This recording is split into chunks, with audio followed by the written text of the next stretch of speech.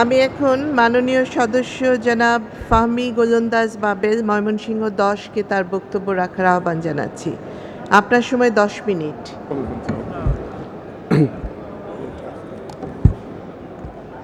মাননীয় স্পিকার, আমাকে 2015 এবং 16 অর্থ বছরের বাজেট বক্তৃতায় সুযোগ জানার জন্য আপনাকে ধন্যবাদ। মাননীয় স্পিকার, আমি আমার বক্তব্যের শুরুতেই সর্বকালের সর্বশ্রেষ্ঠ বাঙালি জাতির পিতা বঙ্গবন্ধু শেখ মুজিবুর রহমানের আত্মার মাগফিরাত কামনা করছি। আমি 1975 সালের 15ই আগস্ট জাতির পিতা বঙ্গবন্ধু শেখ মুজিবুর রহমান এবং তার পরিবারের যে 32 জন সদস্যকে নির্মমভাবে নিহত করা হয়েছিল, আমি তাদের আত্মার মাগফিরাত কামনা করছি। আমি জাতীয় চার নেতাকে যে নির্মমভাবে নিহত করা হয়েছে, আমি তাদের আত্মার মাগফিরাত কামনা করছি। 21শে আগস্ট জ্ঞানের ঠান্ডায় আমাদের মাননীয় প্রধানমন্ত্রী জননেত্রী শেখ হাসিনাকে যে হামলার পরিকল্পনা করেছিল এবং আইভি রহমান সহ যারা সেদিন নিহত হয়েছিল, আমি তাদের আত্মার মাগফিরাত কামনা করছি। মাননীয় স্পিকার, আমি 2015-16 অর্থ বছরের যুগ উপযোগী বাস্তবমুখী বাজেট উপস্থাপনের জন্য আমার নির্বাচনী এলাকা মানুষের পক্ষ থেকে মাননীয় প্রধানমন্ত্রী জননেত্রী শেখ হাসিনা এবং মাননীয় অর্থমন্ত্রী আব্দুল আল মুহিত ওনাকে জানাই আন্তরিক মোবারকবাদ এবং শুভেচ্ছা। মাননীয় স্পিকার, আমরা এই তরুণ প্রজন্ম বিভিন্ন সময় আমরা দেখেছি, আমরা স্বাধীনতা যুদ্ধ দেখিনি, আমরা স্বাধীনতা যুদ্ধের পরবর্তীতে কি হয়েছে আমরা সেটি জানতে পেরেছি, উপলব্ধি করতে পেরেছি। মাননীয় স্পিকার, আজকে বিএনপি, জামাত, শিবির বিভিন্ন সময় ইসলামের নাম ব্যবহার করে বাংলার মানুষকে বোকা বানিয়ে বারবার বাংলার মসনদে আসার জন্য তারা পায়তারা এবং ষড়যন্ত্র করেছে।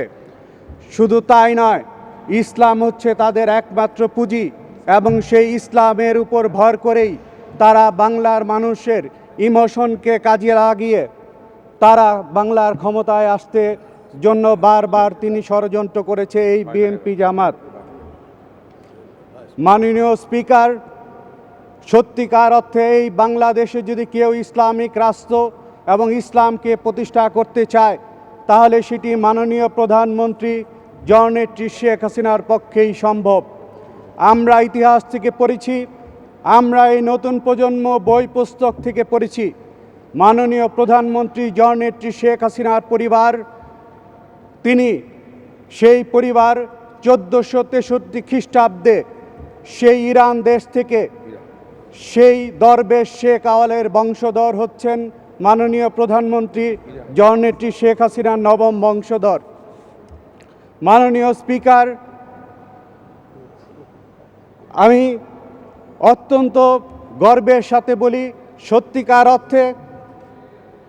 সত্যিকার অর্থে ইসলামকে যদি প্রতিষ্ঠা করতে হয়, তাহলে মাননীয় প্রধানমন্ত্রী জননেত্রী শেখ হাসিনার পরিবারের পক্ষেই সম্ভব এই ইসলামকে প্রতিষ্ঠা করা। আর বিএনপি, জামাত যারা ইসলামকে ব্যবহার করে, ইসলামের নাম ব্যবহার করে অথচ মানুষ হত্যা করে, মানুষ পুড়িয়ে মারে, তাদের পক্ষে ইসলাম প্রতিষ্ঠা করা সম্ভব নয়, কারণ ইসলাম হচ্ছে শান্তির ধর্ম।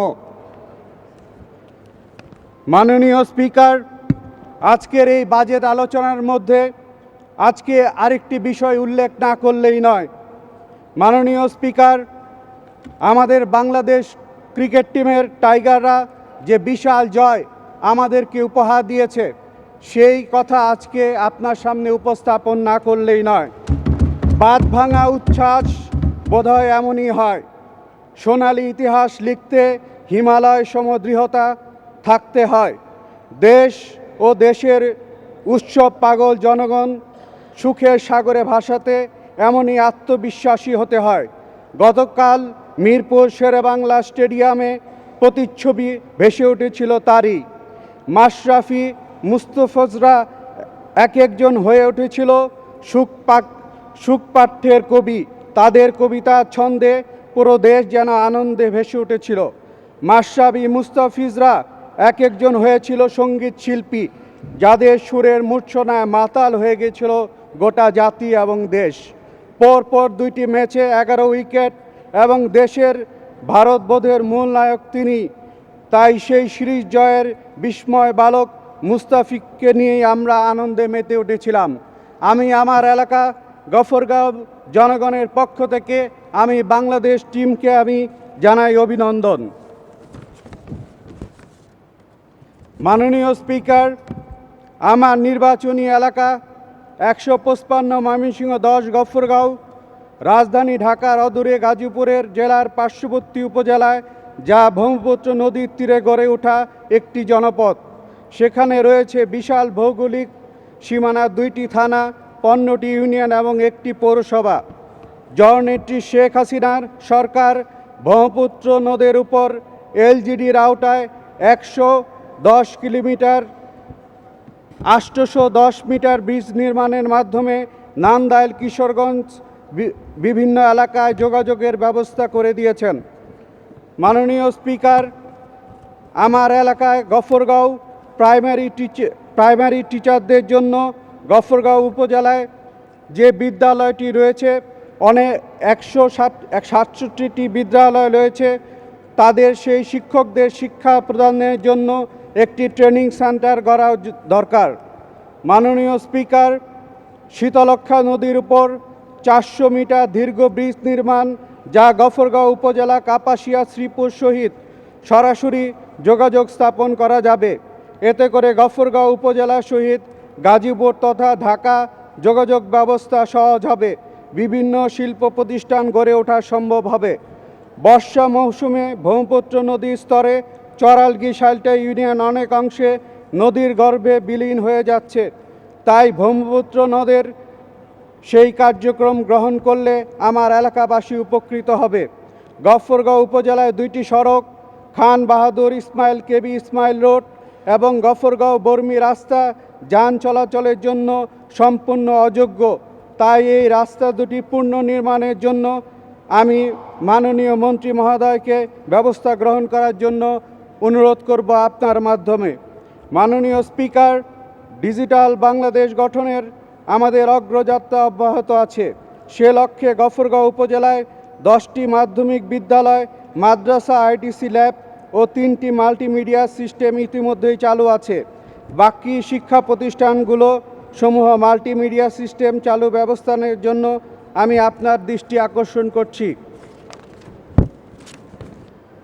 মাননীয় স্পিকার, আপনি জেনে খুশি হবেন যে বাংলাদেশের প্রতিটি ইউনিয়নের ন্যায় গফরগাঁও উপজেলায় ইউনিয়ন পরিষদ স্থাপিত ইউনিয়নের ডিজিটাল সেন্টারের মাধ্যমে অবহেলিত অসহায় মানুষের বিভিন্ন নাগরিক সুবিধা প্রদান করা হয়েছে।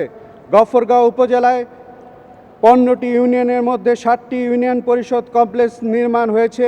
বাকি 8টি ইউনিয়ন পরিষদ কমপ্লেক্স নির্মাণের জন্য এবং ডিজিটাল সেন্টার ব্যবস্থা নির্মাণের জন্য ব্যবস্থা গ্রহণ করা প্রয়োজন। মাননীয় স্পিকার, আমরা সকলেই স্বাস্থ্য সকল সুখের মূল। আমার নির্বাচনী এলাকায় গফরগাঁও উপজেলায় গফরগাঁও হেলথ কমপ্লেক্স গফরগাঁওবাসীর সেবার জন্য নিরলস পরিশ্রম করে যাচ্ছে। ভৌগোলিক অবস্থানে গফরগাঁও ব্রহ্মপুত্র নদীর তীরবর্তী ময়মনসিংহ মেডিকেল কলেজ থেকে প্রায় 45 কিলোমিটার দূরে। তাছাড়া ঢাকা ময়মনসিংহ হাইওয়ে সড়ক থেকে 25 কিলোমিটার দূরে। এই উপজেলা হেলথ কমপ্লেক্স হতে অত্যন্ত গুরুতর রোগী অবস্থায় চিকিৎসাদানের জন্য ময়মনসিংহ কিংবা ঢাকা পাঠানোর জন্য অ্যাম্বুলেন্স সার্ভিস ব্যবস্থার জন্য স্বাস্থ্য কমপ্লেক্সে একটিও অ্যাম্বুলেন্স নাই। অনেক আগেই যে অ্যাম্বুলেন্সটি ছিল সেটি অকেজো হয়ে গেছে। তাই আমি আমার নির্বাচনী এলাকার মানুষের সেবা উন্নয়নের লক্ষ্যে গফরগাঁও উপজেলা হেলথ কমপ্লেক্সে একটি আধুনিক অ্যাম্বুলেন্স বরাদ্দের জন্য আপনার মাধ্যমে মহান সংসদে উপস্থাপন করছি।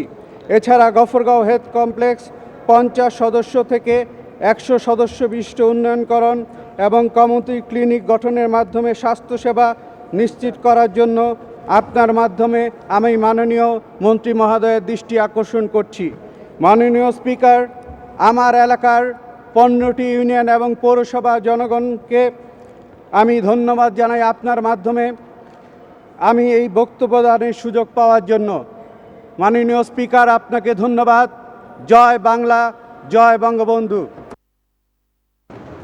ধন্যবাদ মাননীয় সদস্য। আমি এখন মাননীয় সদস্য জনাব major general ATM Abdul Wahab অবসরপ্রাপ্ত মাগুরা